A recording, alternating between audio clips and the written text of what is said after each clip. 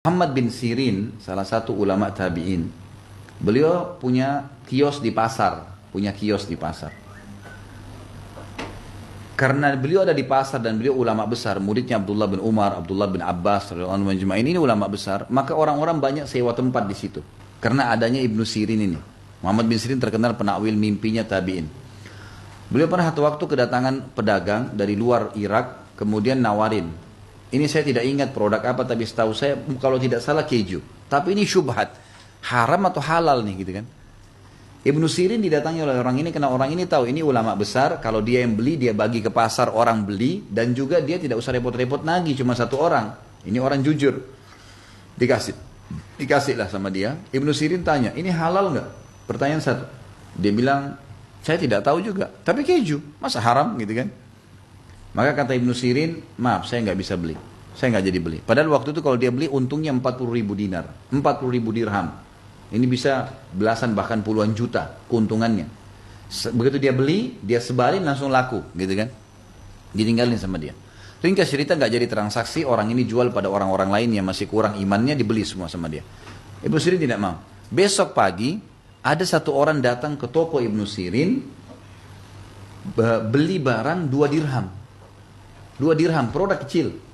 Mungkin kalau sekarang sudah cukup tinggi. Kalau misalnya 1 dirham sekarang 50.000 ya. Mungkin sekitar 100.000 rupiah.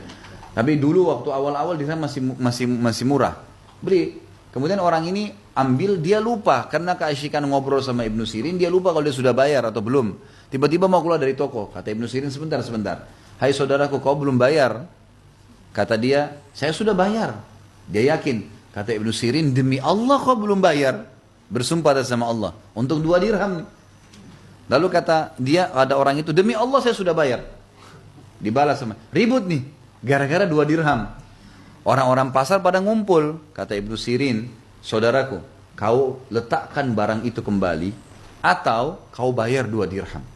Karena dia malu, maka dibayar 2 dirham. Orang itu pergi. Satu pasar nanya, wahai Ibnu Sirin, kemarin anda tinggalkan 40.000 dirham karena syubhat. Sekarang anda sumpah memperebutkan 2 dirham. Apa kata Ibnu Sirin? Iya, karena saya tahu kalau dia tidak bayar akan haram buat dia barang itu. Saya bersumpah karena itu. Lihat bagaimana pekahnya mereka menjaga kesucian diri. Ibnu Sirin pernah beli, Bapak Ibu sekalian, madu 1 gentong, 250 kilo madu. Datang orang tawarin, dia tidak ada duit.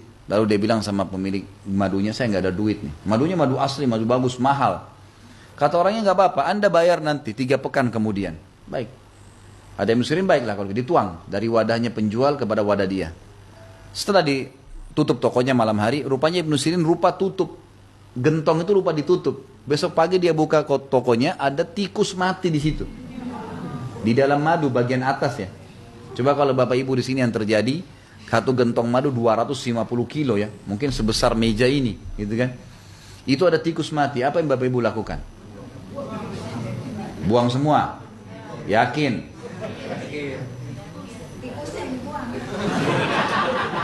Itu yang jujur tuh. Orang-orang waktu itu Ibnu Sirin lakukan apa? Beliau lihat tikus, nggak diangkat sama dia. Dipanggil pegawainya, suruh angkat gentong itu, buang semua madu ini di sungai. Alirin di sungai. Semuanya.